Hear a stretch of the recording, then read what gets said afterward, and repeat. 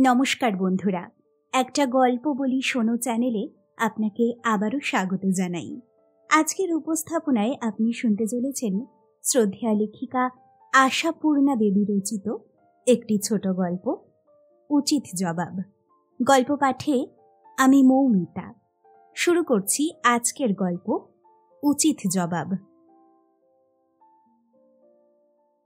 পরনে লাল ডুরে, কপালে ধেবরা সিঁদুরের টিপ, হাতে শাঁখা, পায়ে হাই হিল, কোলে ছেলে, দুই চোখে হাওড়া স্টেশনের দিশেহারা আকুলতা।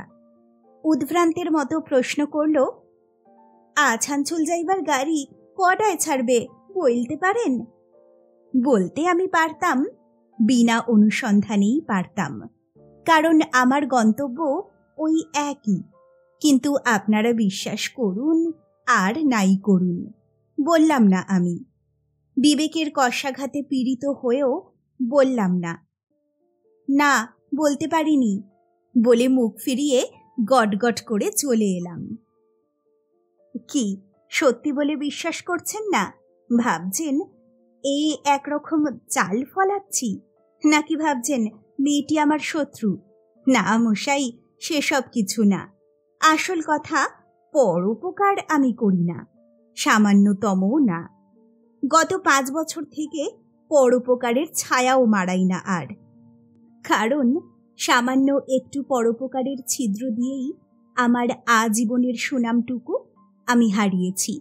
আর শুধুই কি সুনাম, কি নয়, 5 বছর আগের সেই একটি দিন, সেই রৌদ্রোজ্জ্বল একটি শরতের দুপুর আজও আমার বুকের মধ্যে আগুনের অক্ষরে আঁকা আছে। হ্যাঁ, সেও এমনই একটা ট্রেন ছাড়ার পূর্ব মুহূর্ত। হাওড়া নয়, শিয়ালদা। নিজের অ্যাটাচি কেসটা নিয়ে লাফিয়ে পড়তে যাচ্ছি, হঠাৎ দুরন্ত বেগে কুলির পিছনে পিছনে প্রায় তদ্রূপ ছুটন্তবর্তী দুটি নারী মূর্তি এক কামরার দরজা লক্ষ্য করেই তীর বেগে ছুটে আসছেন, নির্ভুল সন্ধানী শিকারীর বুলেটের মতো। সামনেরটি বৃদ্ধা, কুলির সঙ্গে ছুটে আসতে পরিশ্রমে রক্তমুখী, কিন্তু পিছনেরটি তা নয়। বিধাতা প্রদত্ত রঙেই সে মুখ ফোটা গোলাপের মতো আরক্তিম। সামনেরটির বয়স সহজেই আন্দাজ করতে পেরেছিলাম, 60-এর কিছু ওপরেই হবে, কিন্তু এটির পারলাম না। সুন্দরী মেয়েদের বয়স বোঝা কঠিন, 18ও হতে পারে, 28 হওয়াও বিচিত্র নয়। কিন্তু সে যাক, আমার দৃষ্টি তো সেদিকে ছিল না। বৃদ্ধা মহিলাটির ক্লিষ্ট কাতর মুখ দেখেই আমার পরোপকারী প্রাণ ডুকরে কেঁদে উঠেছিল। কাজে কাজেই তৎক্ষণাৎ নিজে উঠে না পড়ে তৎপর হয়ে উঠলাম তার ব্যবস্থা, মানে তাদের ব্যবস্থায়।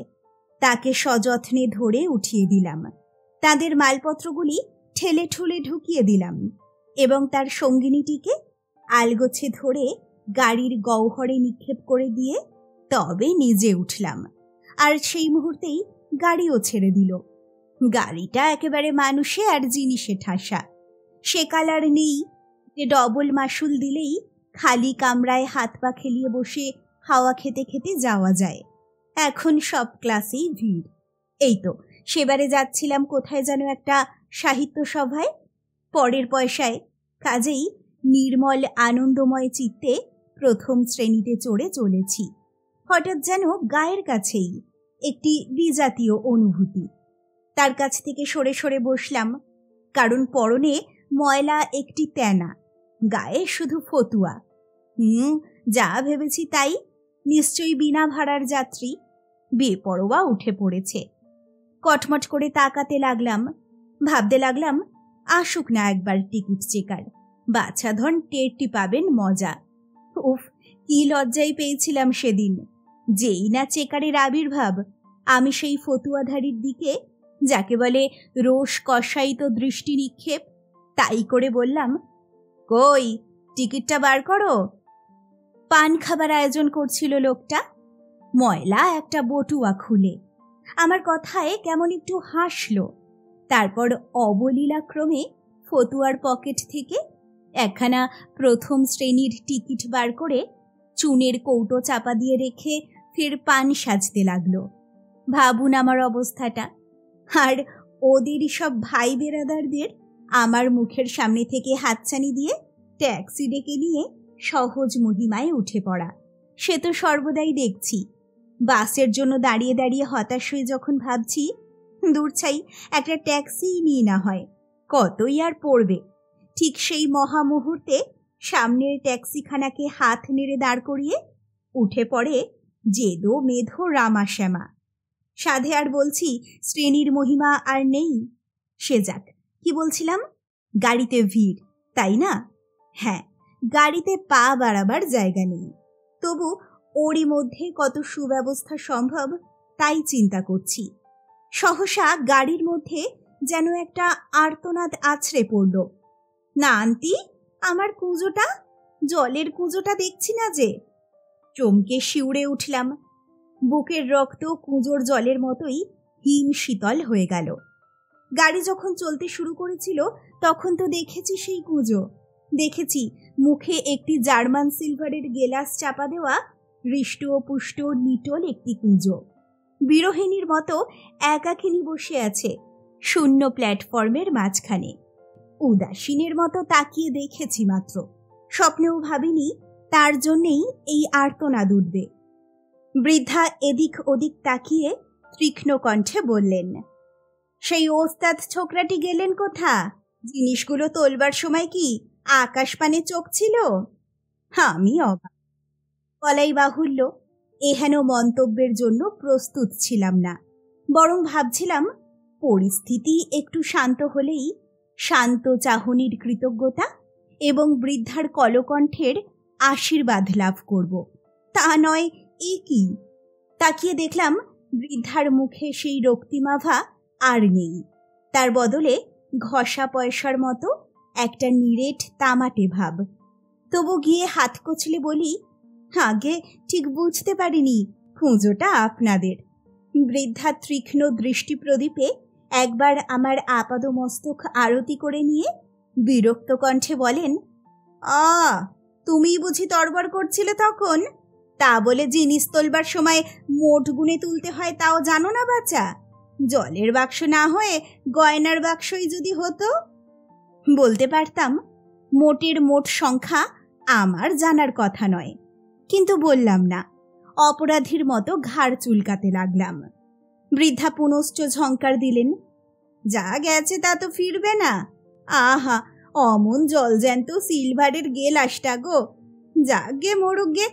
মহিলাটি গজগজ করতে থাকেন, দেখে শুনে ভালো গাড়িতে তুলেছ বাচ্চা, একটু পা মেলবার ঠাঁই নেই। আমি বলে বাতের জ্বালায় 2 মিনিট পা মুড়ে বসতে পারি না। নান্তি নাম্নী সঙ্গিনীটি তার এতক্ষণ মুখে আঁচল ঠেকিয়ে খুক খুক করে হাসছিল কিংবা কাশছিল। এবারে আঁচল সরিয়ে কি যেন বলে চুপি চুপি। তার কথাটা শোনা যায় না, কিন্তু তার কথার উত্তরটা শোনা যায়। তুই থাম না আন্টি, ওর হয়ে আর ওকালতি করতে আসিস নে। রেলগাড়িতে আমি এই নতুন চড়ছি কিনা, 62 বছর ধরে রেলগাড়িতে আমি চড়ছি, কখনো এমন পা মুড়ে বসিনি। বেশ টের পাচ্ছি গাড়ি শুদ্ধ লোকের দৃষ্টি এই দিকে। আমি পরম উদাসীনের মতো বাইরের জানলার দিকে তাকিয়ে থাকবার চেষ্টা করি, কিন্তু জানলা ভর্তি তো শুধু নরমুণ্ডের শাড়ি। এ পৃথিবীতে উদাসীন দৃষ্টি নিক্ষেপের জায়গা কি জোটে? কোথাও না কোথাও ধাক্কা খাবে সেই দৃষ্টি। কিছুক্ষণ নিস্তব্ধতা, হঠাৎ আবার তারস্বরে আর্তনাদ, নান্তি, আমার দোক্তার কৌটো। একটি বিনার ঝংকার ঝঞ্ঝনিয়ে ওঠে। তো ওই বেতের ঝাঁপির মধ্যে বাঙ্কে উঠে গেছে। বাঙ্কে উঠে গেছে? বৃদ্ধা আবার একটি ভাঙা কাশির বাজনা বাজিয়ে দেন। বলি, ও ভালো মানুষের, আর ওর মধ্যেই আমার ছিষ্টির দরকারি জিনিস। শুনে আমি তো চোরের অধম। সে কি এক্ষুনি পেরে দিচ্ছি বলে সিটে উপবিষ্ট একজন ভদ্রলোকের পা মারিয়ে অপর এক ভদ্রলোকের আঙুল থেঁতলে দিয়ে সিটে উঠে তাড়াতাড়ি তার বেতের ঝাঁপি পেরে দিই। এবারে ভদ্রমহিলা কিঞ্চিত প্রসন্ন মুখে ঝাঁপি থেকে পান দোক্তার কৌটো বের করে একসঙ্গে গোটা 2 পান আর 1 টিপ দোক্তা গালে ফেলেন। তারপরে এক টুকরো মোলায়েম হাসি হেসে বলেন, আমার তো আর অন্য কোনো বালাই নেই, এই শুধু একটি নেশা, এতেই মরেছি। আর রেলে উঠলেই যেন বাতিকার পারে। হ্যাঁ রে নান্তি, পৌঁছতে তো সেই সন্ধে হয়ে যাবে, এই কটা পানি চলবে? নান্তি গোলগাল গালে টোল খাইয়ে টেপা হাসি হেসে বলে, তাই কখনো চলে মেজো পিসি? সামনের স্টেশন এলেই তো ইনি তোমার পান এনে দেবেন। শুনুন শুনুন, আপনারা এসব ইচ্ছে করে মানুষকে বিপদে ফেলা নয়, একটু না হয় ভদ্রতা করেইছি, তাই বলে আমার উপরে যথেচ্ছাচার চালাবে নাকি? অথচ এভাবে নিশ্চিত প্রত্যয়ের সুরে বললে আপনারাই বা কি উত্তর দিতে পারতেন? অতঃপর বৃদ্ধা মহিলা ঝাঁপি থেকে আরেকটি বড়সড় কৌটো বের করে ঢাকনি খুলতে খুলতে বলেন, নে নান্তি, এই সময় গোটা কতক সন্দেশ গালে ফেলে নিয়ে দিকিন। আপত্তির ভঙ্গিতে মাথা নাড়ে। বলা বাহুল্য, এটুকুতে বৃদ্ধা মহিলা নিবৃত্ত হল না। তীব্র স্বরে বলে ওঠেন, মাথা নাড়ছিস যে? সেই কোন কালে এক মুঠো ভাত খেয়ে এসেছিস, খিদে পাইনি? না মেজো পিসি। না, অমনি না বললেই হলো। তোর খিদে পেয়েছে কিনা আমি বুঝবো না, তুই বুঝবি। নে ধর বলছি। এবারে যুক্তিসহ আপত্তি। গোলমুখ আরো গোল করে নান্তি আবদারের সুরে বলে, জল নেই কিছু না, সন্দেশ খেয়ে গলা শুকিয়ে মরি আর কি। জল নেই, জল আসবে। মেজো পিসি গর্জে ওঠেন, ওগো বাছা, ভালো মানুষের ছেলে, বলি আমার সঙ্গে একটা কচি বাচ্চা রয়েছে, তার খিদে তেষ্টা আছে, সে হুঁশ নেই, জলের একটা ব্যবস্থা করো। কচি বাচ্চা! আমি সচমকে মেজো পিসির কচি বাচ্চাটির দিকে তাকাই। দেখি সেখানে একটি হাড় জ্বালানো মুচকি হাসি। সে কি হাসি! মনে হলো এই ঝন্টু হাসিটি যিনি হাসতে পারেন তিনি যদি কচি বাচ্চা হন, তাহলে এ সংসারে পাকা পকান্ন কে? মুখ লাল করে মুখ ফিরিয়ে দাঁড়িয়ে থাকি এবং রানাঘাটে গাড়ি ইন করতেই বিদ্যুৎ বেগে নেমে পড়ি। রাগেই গায়ে জোর বাড়ে, বুদ্ধি খুলে যায়। তাই রাগ করে শুধু যে একটা সবাই কিনে জল ভরেই আনি তা নয়, গরম চা, গরম সিঙাড়া, ছানার জিলিপি, আর আনি এক গোছা সবুজ মিঠে পান। এতক্ষণে বৃদ্ধ মহিলাটির মুখে একটি সত্যকারের হাসি ফুটে ওঠে, নির্মল আনন্দের শুভ্র হাসি। মধুর কণ্ঠে বলেন, যাক, এতক্ষণে তবু একটু আকেল আচরণ দেখিয়েছ বাচ্চা, নে নান্তি খা। নান্তি মুখ ফিরিয়ে পুনশ্চ বিনার তারে ঝংকার তোলে। আমি তো আর বকরাক্ষস নই যে ওইগুলো খাবো, যে এনেছে সে খাক না। বৃদ্ধা সুমধুর কণ্ঠে বলেন, আহা, তা খাবে বই কি, সন্দেশেতে আর এই চা খাবারেতে ভাগ করে দুজনে মিলেমিশে খা। আমি কোনো মন্তব্য করব না, আপনারা শুনে যান। আমার মধ্যে যে আগুন জ্বলছিল তা চেপে গম্ভীরভাবে বলি, আমি খাবো না, খিদে নেই।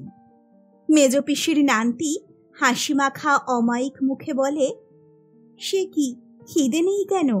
সেই তো খাটছেন। তা হোক। পাগল হয়েছেন? তা হয় না। বলে দুপক্ষের সমস্ত খাবারগুলি চুলচেরা ভাগে ভাগ করে একটা ভাগ আমার দিকে এগিয়ে দিয়ে বলে, এই নিন, কেমন খেতে না পারেন দেখি। এই চাওলা, অরেক গেলাস চা দাও। আমি তো আর ওর মতো বাচাল নই। কাজে কাজেই অতঃপর বিনা বাক্য ব্যয় চা খাই, খাবারও খাই। নান্তিটি দেখতে গোলাপটি হলেও খাবার বেলায় দেখলাম দিব্যি। সেই একটি রাশ খাবার দিব্যি সেঁটে ফেলে নতুন কুঁজো থেকে জল ঢালতে ঢালতে বললে, মেজো পিসি, তোমার পান থেকে একটা ভাগ দিও তো, মিষ্টি খেয়ে গলাটা কেমন জ্বালা করছে। আপনি খাবেন নাকি? খাবেন না? সুপারি? তাও না? খুব কি দুর্দান্ত ভালো ছেলে রে বাবা।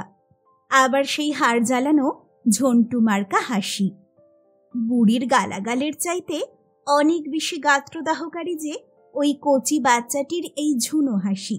ও কেন ওরকম মাথা পাগল করিয়ে তোলা হাসি হাসবে? আর আমি বা কেন একবারও পারছি না ওই রকম তাচ্ছিল্য আর ব্যঙ্গ মিশ্রিত মজা দেখা হাসি হাসতে। মনে মনে সংকল্প করে দেখলাম ওকে ওর ওই হাসির সমুচিত জবাব দিতে হবে। কি করে হবে তা জানি না, কিন্তু একটা কিছু করতেই হবে। এই দৃঢ় সংকল্পের তাড়নায় এ গাড়ি থেকে ঝাঁপ দিয়ে নেমে পড়বার দুরন্ত ইচ্ছেকে শতবার দমন করে টিকেই থাকলাম গ্যাট হয়ে, গাড়ির অন্যান্য আরোহীদিগকে সম্পূর্ণ ভুলে গিয়ে। কারণ বেশ বুঝলাম, আগাগোড়া যাত্রীর লক্ষ্যবস্তু হয়ে উঠেছিলাম আমরা, মানে আমি আর নান্তি, এবং নান্তির দোর্দণ্ড প্রতাপশালিনী মেজ পিসি। আমার তখন শুধু চিন্তা, কি করে মেজ পিসির ভাইজির ওই বেয়ারা হাসির সমুচিত উত্তর দেব। কিন্তু কোথায় কি, চিন্তা করতে করতে গাড়ি কেষ্টনগরে এসে গেল। মেজ পিসি একখানা 5 টাকার নোট বের করে বললেন, ছেলে, এই 5 টাকার সরভাজা কিনে দাও দেখিন। যাচ্ছি কুটুম বাড়ি অবশ্যই, তা হোক। কি বলিস নান্তি, গুড় ঢাললেই মিষ্টি। আমি সবিনয়ে বললাম, স্টেশনের জিনিস তেমন ভালো হবে কি? ভালো হবে না? মেজ পিসি সন্দিগ্ধ। না, এরা হলো গিয়ে নেহাত বাজে ময়রা, খাঁটি জিনিস এরা পাবে কোথায়, চোখেও দেখেনি। সঙ্গে সঙ্গে আবার আবার সেই কামান গর্জন, গর্জন না হোক গর্জনের অনুভূতি বহনকারী, অর্থাৎ সেই হাসি, সেই গোল গালে টোল খাওয়া ঈষৎ মুচকি ঝুনো ঝন্টু হাসি। হে ঈশ্বর, আমি কি করব? না, কখনো কোথাও কোনো ক্ষেত্রে দেখিনি ঈশ্বর পুরুষের সহায়ক। জীবনে প্রতি পদে পদে দেখেছি পুরুষ জাতিকে বিপদে ফেলতে, অপদস্থে ফেলতে, যাতে তাতে কষ্ট দিতে উনি একেবারে এক পায়ে খাড়া। খুব সম্ভব ভদ্রলোক, যাতে বাঙালি, তাই এমন স্বজাতি বিদ্বেষ। অতএব এমন কোনো জন্ম পেলাম না যে সেই হাসিকে ফাঁসি কাঠে চড়াই। তবু ভেবে চিনতে ফের বলতে যাচ্ছিলাম, এ জিনিস দিয়ে কুটুম বাড়িতে বরং নিন্দেই কেনা হবে।